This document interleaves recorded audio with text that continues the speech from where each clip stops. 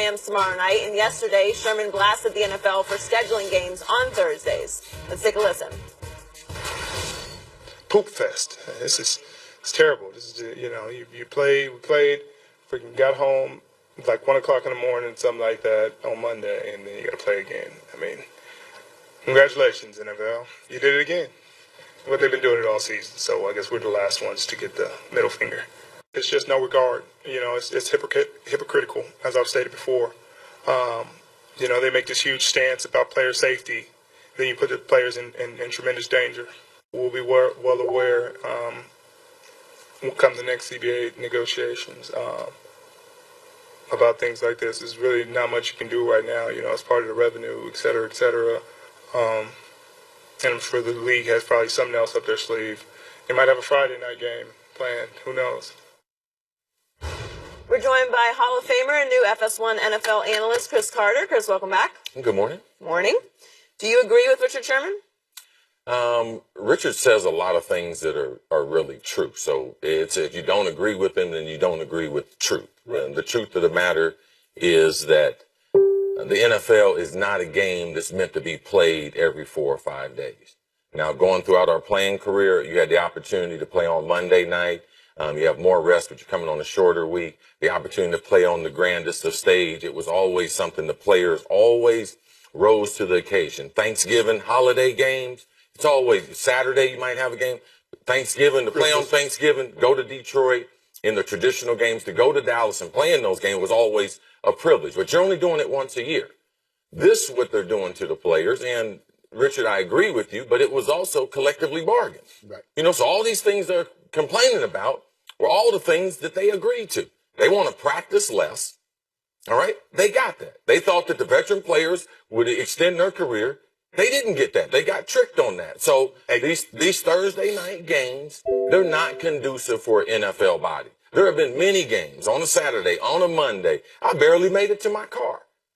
Went to a restaurant if I could, made the last stop before my house at the corner, little PDQ, and got me 2 bags of ice and put it in my tub and sat there and played with my kids. That was a normal regiment on my recovery. Now, Shannon is legendary for taking care of his body, what he's going to eat, and training.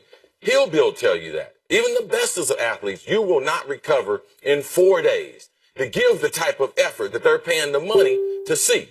So, yes, if you want me to do my job, give my body an opportunity to rest so I can perform at my absolute best. It's the only sport. They play basketball back-to-back. Sometimes they play basketball 3 games in a week. They'll play baseball games. Sometimes they play 4 in a week. Football is the one sport that you need 7 full days to recover. And as CCU mentioned, I knew what I needed to eat. I knew I needed to get my rest. But I was not really recovered until Friday.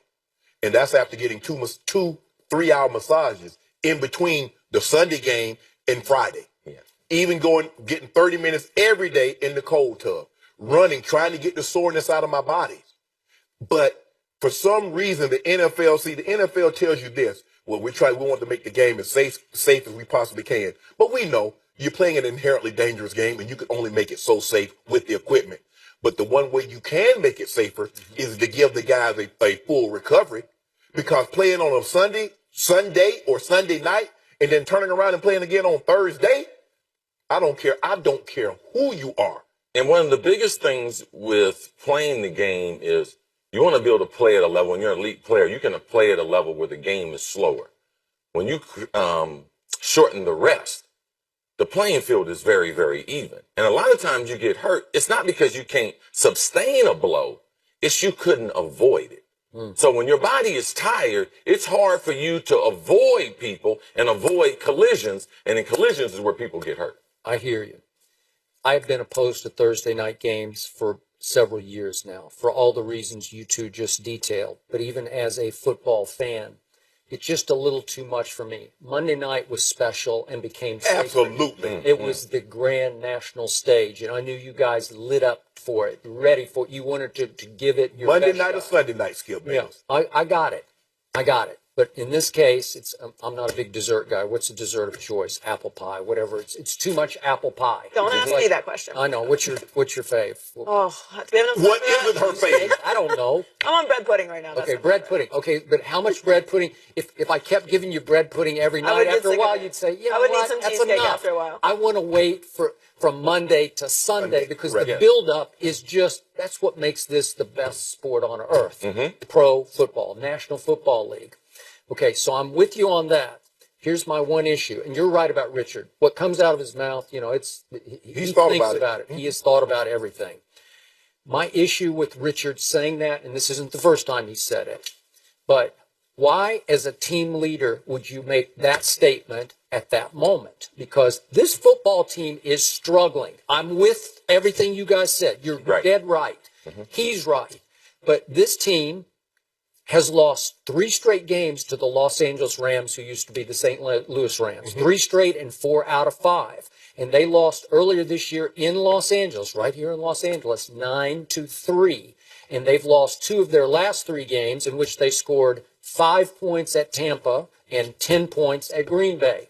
So they just can't score. So here comes a new Rams team with the special teams coach being the new coach. They've kind of cleared the decks. Maybe their attitude's a little better, a little different. They got talent on defense. I know Seattle's got talent on defense, but so do the Los Angeles Rams. very. And they will do a number on Russell Wilson's offense. It will be hard to score. Now, again, they're starting their rookie quarterback, Jared Goff. So I assume if Jared Goff could score 3 points against Seattle, I don't know if Russell Wilson can score 6. I don't know. He might be able to.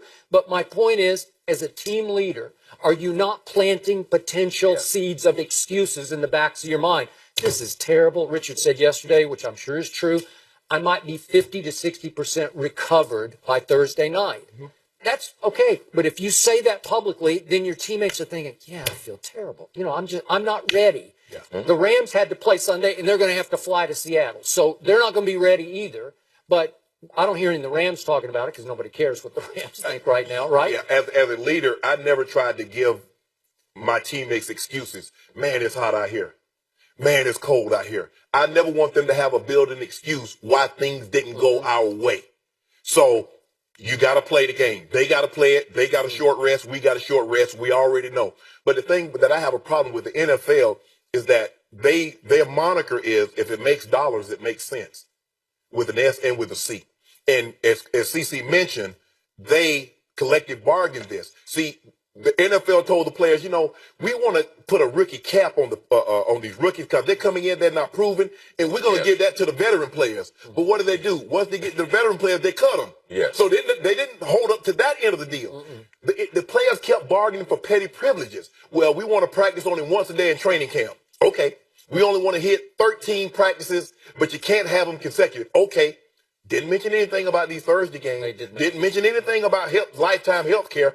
And the owners were like, man, you know what? We got them. They don't want practice. They bargain for petty privileges when things that concrete Thursday night game, You're right. lifetime health benefits. The owners are sitting back and say, what else y'all want?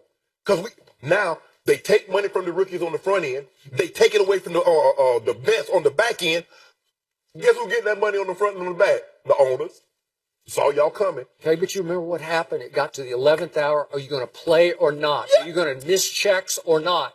In the 11th hour, I think 31 player reps voted to accept that deal Only on the the table. Yes. Only Ryan Clark, my friend Ryan Clark. He stood strong and said, no, this is wrong. And he was right. Right. I think Richard should have said it. I think he should have waited till after the game. Okay? That would work. And Yeah. because you really want to be an echo of what the coach is saying. Good And I point. know Pete Carroll is not telling the team this on a short Heck week no. and hectic for the Rams. Right. The Rams going to try to rally. So after the game, he could have said the same thing, been really effective because you It got would a have few been days off. because it would have been correct. Yeah. You don't want to plant seeds of doubt. By the way, bread pudding is delicious, Shannon. You should try it. Yeah, but I don't want it Very 3 good. times a week, every week. Well, with like a little ice cream on the side. Oh, Get a good yeah. scoop. See? Ooh. Look.